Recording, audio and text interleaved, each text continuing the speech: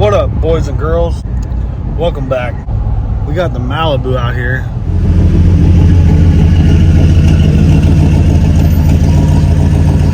Your beat.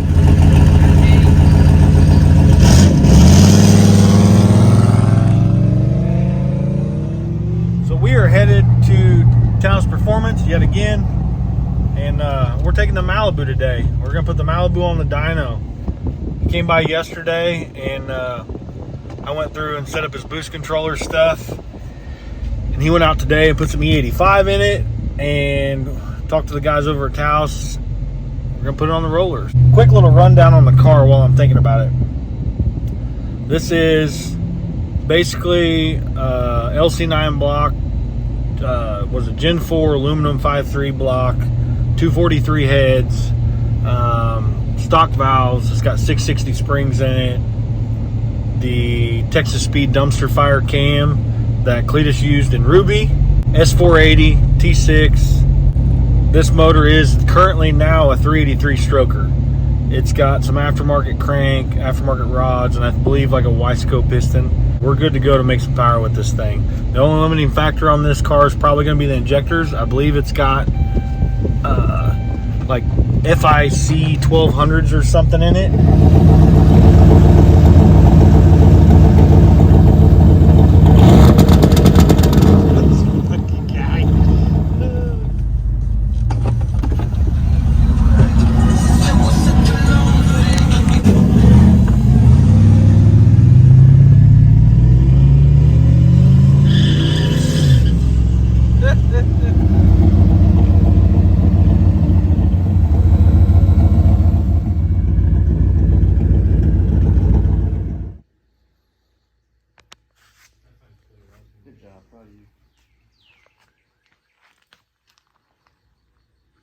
What do you think it's gonna make on gate? Let's say 560. Because what it make on gate, like 5 pounds, 6 pounds, what we thought? Yeah, maybe about 5 pounds on the gate.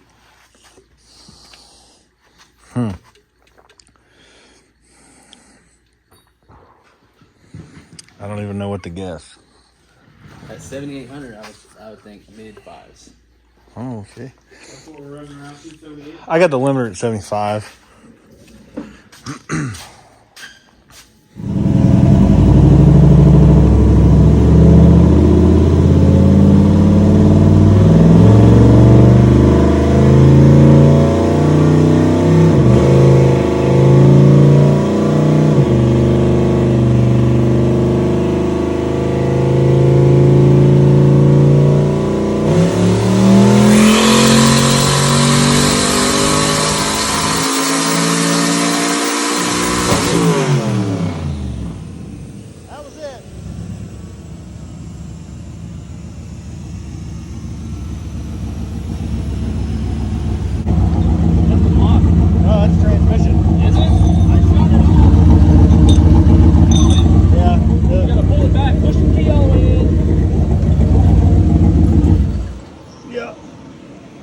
That was a tranny.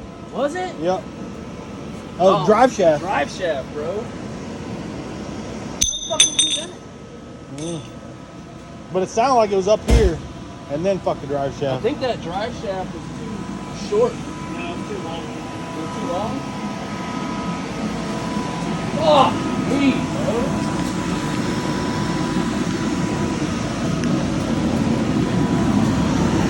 Yep. Fucking Jesus.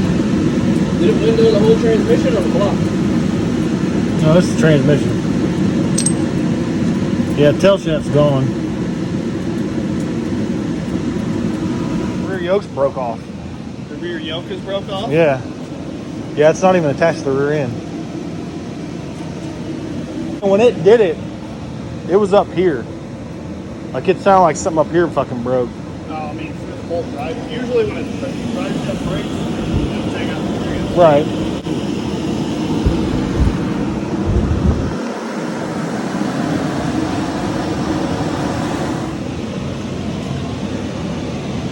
Well,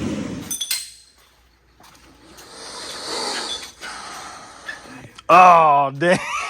Damn, I just thought the same thing. I walked around the back and I was like, I gotta lay in trans fluid to get the fucking straps down. Oh, I got it. I don't want you to do it. Well, it fucking yeeted the trans out of it. We gotta get it loaded up and get a new tranny for it. Hopefully it didn't fuck anything else up. I have to check out the engine, make sure everything's good there. New drive shafts and shit. How you feel about today, Eric? Kind of over it. Fuck. Part of it though. Yep. Should be alright. We already knew it needed a better tranny anyways. We did. I wish I would have got more than 3,000 miles out of that transmission though. That's true. Ideal. Yeah. Well, as you saw there, the old Malibu was not having it. It decided it was going to throw the transmission out of it, and it destroyed it. I'll throw in a couple pictures of the aftermath of what happened to the transmission here.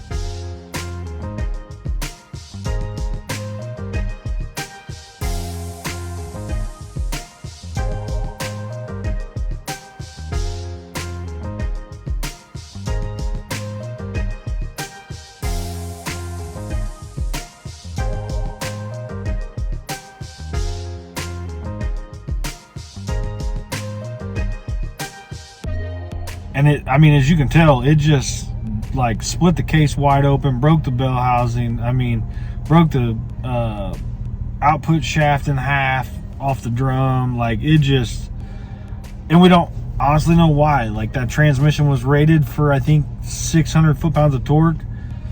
And if you saw the dyno graph there, it made like 510 horsepower at like 45 or 5,000 or something, and then it kind of started to lay over, and I think it was because mainly the fueling there, we hadn't gotten anywhere there yet. This was only on 5 pounds of boost, so very, very minimal amounts of boost, and you know, it just needed some tuning obviously, but we couldn't get there because the transmission let go. Like I said, we don't know what happened, why it did that. It showed like 490 horse or 490 like foot-pounds of torque. But if you do the math, that's close to like 600 foot-pounds of torque at the flywheel. But I don't think that's how they rate them. I think they actually maybe rated at wheel, like 600 torque wheel. I don't know. I guess it just depends on the company and how they rate it. That one was a TCI unit. He already went and got a SFI bell housing for the car now. So it'll have an SFI bell housing, which is good, just in case something like this ever happens again. Bell housing's there. And then he's got someone building the trans for it. It's going to be rated for like 1,000 wheel. So it'll be good. It'll have trans brake, all that stuff in it that he needs to be able to, if he wants to go racing with it, he can. And then from what I understand, I think he got a hold of the guys down at Circle D, and Circle D is going to spec a converter for it. So we'll have probably like a 2 or 3 week wait for that. So hopefully that'll all come back. We'll get a drive shaft made and get it back on the rollers. Probably let him drive it around a little bit first before we, because he's probably gonna be a little nervous to get back on the dyno with that thing, which is understandable. But you know, parts break. This is what happens. You build cars that make power. You find the weak links. It's just the way it is. You know. This car originally, when he built it, was just going to be kind of a street car, 500, 600 horse, and he got pretty used to that pretty quick, and he wanted a little bit more power, and we were working our way up to that with the new motor, the 383 and stuff. So this thing's going to make some jam. It's definitely going to make more power than my old 6.2 did with my 88. But I guess we'll just have to see when we get there. But short video today, guys. Thanks for watching. Keep following along. Don't forget, comment, like, subscribe, and we'll see you guys on the next one.